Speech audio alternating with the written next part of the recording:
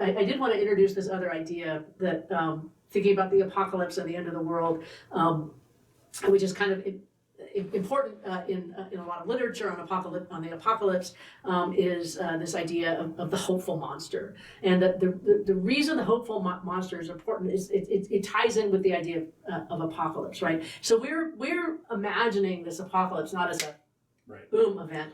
The apocalypse, as I wrote something down, a slow motion apocalypse, right? And you suggested this earlier, that it's not, because you talked about healing the breach, right? And healing the breach is not a destruction. It's not widening the breach and getting rid of. So it's apocalypse as a transformation, right? A work in progress in which change is constantly going on and being incorporated. And that's where I said sort of that friction comes in. And there's I think she's Canadian writer, Jessica Langer. I'm probably wrong. I'm sorry. Not that there's anything wrong with it. They described an apocalypse, or connects this idea of the hopeful monster with the apocalypse. And the original hopeful, I mean, this is an important image in science fiction. This hopeful monster goes all the way back to Frankenstein. It kind of defines science fiction in a lot of ways. It's one of those defining ideas within science fiction. And like the first science fiction novel by many is considered to be Frankenstein, who is this hopeful monster. And the hopeful monster is like this new life form, right? It's something new. It arises out of a breakdown, and it's scary. It's not necessarily evil. No. But it's also full of possibility. And one term that is used for this sometimes academically is this idea of the hybrid, right? So, and the thing about the hybrid, and I mean, I think that the best example of a hybrid I can think of here in Wheatland is the mule. Right? So that a hybrid is, it's a horse and a donkey, right? Yeah, which are not actually closely related enough to interbreed. Except they do. So a horse and a donkey, but the thing is that a mule is neither a horse nor a donkey. It's its own thing. It's faster than a donkey, stronger than a horse. Yes, and more stubborn than both of them combined. There's a real, anyway, I don't want to get distracted by mules because, this idea, and so the idea of the hybrid, a hopeful monster, what's monstrous in this world, is this sense that what is created out of this transformation of the old world into something new is like a mule. Right? It's not the end of horses. It's the end of mules because there's only one. But it's this new thing that did not exist in the world because these two things are somehow brought together. Yes. Yeah. And so as the old world passes away, that out of that death arises this new thing, which is not fully new world yet, but it's working on it. Yes. So thinking about this hopeful monster pops up in all sorts of, again, it's very common, androids. Sure. The alien hybrids, the alien transformations. If you've read any future fiction, all of those some version of the hopeful monster, the hybrid, shows up in it, particularly contemporary fiction. Well, I was going to say, even Robbie the Robot in Forbidden Planet.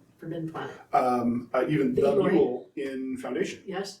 Right. So there's all these things about this. The destruction of the old world leads to this new thing. And that's part of the thing, is that what happens is that the hopeful monster is malformed out of this world, right? So this world creates this abomination, but that abomination is the thing that makes it possible for it to exist in the new world. Right.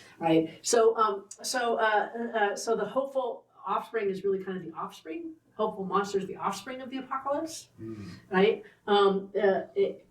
So it's scary, right? Because it doesn't fit in this world, and it also sort of promises the next world, but it's not. But it doesn't destroy this world, right? And sometimes in science fiction, it's like, oh, it's the thing that destroys the world. It's like, no. So when I said Forbidden Planet, I was thinking the monster that comes and destroys. We're not talking about that. Right. We're talking more Star Trek Next Generation Data. Yeah. And all these laws that get passed, to try to deal with it. Is he real? Is he human? Is he further down the line, we also have, it's out, that synthetics are outlawed, blah, blah, blah. And you have that, I'm thinking of well, Dune outlaws the computer in the image of a man, that sort of thing. Yes. So you have certain things when people are outlawed. What I'm thinking of is synths. in Synths. It was written by Philip K. Dick, and then I can't even remember Harrison Ford. Do Androids Dream of Electric Sheep, which became Blade Runner. Blade Runner. Did you know that Philip Dick and Ursula Le Guin went to high school together in Berkeley? I did not know that. Boom! Mind blown. I'm not surprised now that you said it, but yeah. Yep. They were both Berkeley High students at the same time. Anyway, that's a bit of a digression. This, you have these, are they human? Are they not human? The hybrid, right? And they're scary, and typically in these novels they're outlawed, right? Because they're considered to be dangerous. And because they're dangerous to the old world. They're dangerous to the old world. So again, they don't actually destroy the old world. The old world is destroying itself. They are what emerges from the ashes of the old world and represent the hope of the new world. Much like, dare I say it, the shoot of Jesse, right? And because that is again an image of everything has been destroyed in Babylonian exile. Everything is wrong. But out of the ashes of everything that has been destroyed, this shoot pops up. Yeah. And this is, I think, why the hopeful monster is a helpful metaphor for thinking about a Christian apocalypse, right? Because it describes a creative transformation of what was deemed to be dead. It's not dead, it's destroyed, right? So think of Octavia Butler's Parable of the Sower, where you have this world that's literally burning, right? And what does she do? Well, she goes on a pilgrimage, right? And I always love the image of walking up an empty I-5. Every time I drive up and down I-5, I would think of that driving, what would it be like? And I got to see it during COVID. Oh, did you? Empty Another freeway. apocalypse. An empty freeway. So the emptiness of the old world. So walking north to freedom, another image that keeps popping up in science fiction. But yeah, so you have this transformation of what is old, right? So the hopeful monster does not destroy the old world. It emerges from the ashes of the old world. So when we think about apocalypse, I think this is a vision of apocalypse, right? And I think it's consistent with the vision when we say Christ has died, Christ has risen, Christ will come again. We're in that middle part, right? And God has promised that God will not destroy this world again. Right. Right? And so what we have is this idea that, creation is not going to be erased again. God will make all things new within creation. Yeah. And that to me is that newness out of the ashes of creation, right? Is kind of, and I had just a couple of things from the text, the text. Almost like that's important somehow. Right, but your idea of restoring the breach and this idea of not being destruction, right? That I already mentioned Isaiah, right? The shoot of Jesse emerges from within the stump, and I see this all the time when I'm out walking the dog, right? There'll be a downed tree, right? A rotted old tree falls down, and what do you have? You have all these new trees popping out of the nutrients of the old tree. That tree's not dead. That tree is new life, right? A different tree. Romans, rain falling on mown grass, right? The grass has been mown down, but the rain falls, and we all know that grass is still growing, and you got to mow it again, right? So this new shoot emerging, right? Cooperation with God's ongoing and transforming world. Romans. I mean, the Roman community is that hybrid community, right? It is Jews and Gentiles together, right? Ooh. Holding it in tension. It's a hybrid community, which is this idea that the church itself, I'm getting so excited. The church itself is a hopeful monster, right? That the church itself is the new community that emerges out of the ashes of the old world and is in the process, right? Because the church is an apocalyptic community to the extent that it embodies these new values in the ashes of the old world. So we are an apocalypse. We are an apocalypse. Ooh. Right? I'm not sure if I want to be an apocalypse. I don't think you have a choice. I mean, back to last week. Well, there is a choice, and that's to leave the church. No, the apocalypse is coming. Yeah. The question is whether you're the old world or the new world. Or the hybrid somewhere in between. But the new world is the hybrid, right? Yeah, it's the mule. Yeah. I don't know where I want to go with that analogy, right? So we may want to cut some of this analogy because we're torturing it a little bit. But I think that but what that analogy emphasizes for me is that too often we think of the new world is a break from the old, or the old world has to be destroyed. It has to be completely removed from everything. There's no part of it that will be recognizable. Yeah, we're just going to kill all the donkeys and we'll only have horses. It's almost kind of like smashing the plate and then using those pieces to make a mosaic. Yeah. Or a tree falls and it's dead, and it dies. And think of the decay, right? A tree falls over because it's dead, it's decayed, it's rotted, it goes, that's this world. It's kind of and the new world is not going to be a tree over on the other side of the prairie. The new world emerges from the ashes of the old world. And to a tree, or the rotted corpse. The fungus that grows out of that is a monster. Yeah. Because it consumes this dead body, but it becomes something. Only if you're attached to that old dead tree. Yeah. And so this is why I say you don't really have a choice. I mean, this is part of what this last week is. Yeah, it's coming. Yeah. It's coming. Maybe not today. Maybe not tomorrow, maybe not next year, but it's coming, right? The end of the old world, this tree is rotting. Yeah. And it's going to fall. So what can we grow out of the new? Yes. So we have to, so that's one vision of that sort of apocalypse, but then I'm sort of back to this idea that what we have to do, we can't just use this abstract, the tree, shoot Jesse, whatever, that we need to be able to articulate a world in which loving your neighbor makes sense. We don't live in that world. Yeah. A world where the first thing you choose to do is to help somebody in trouble rather than to go, oh boy, I hope they didn't see me. Yeah. A world in which kindness makes sense. A world in which justice makes sense, right? Back to the story we told last week about, what was it, helping the guy at the well, because I had my own experience of it last night, which we won't get into. But that moment of the guy at the rest stop, where you want to exist in a world where helping him would have been the first thing, not the, oh God, do I have to do this thing. Yeah.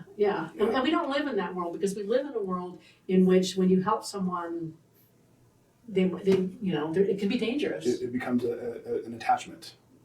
Yeah, but it can also be dangerous. Yeah. I mean, there's a reason women don't pick up male hitchhikers, right? It's not because... And it's a valid reason. It's a valid reason.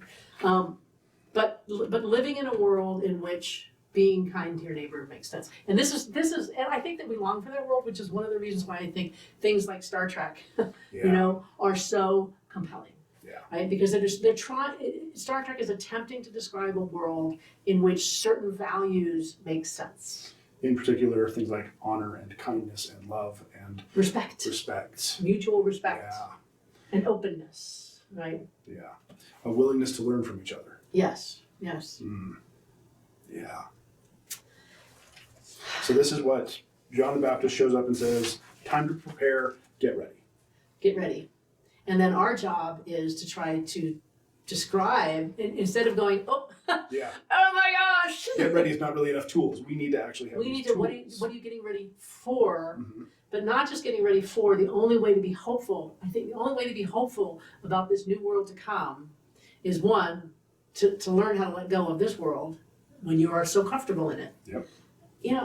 I mean, I'm just gonna guess right now if I went to Darfur or Gaza and said, apocalypse is coming, they'd be, what do you mean coming? Yeah. The old world is over, right?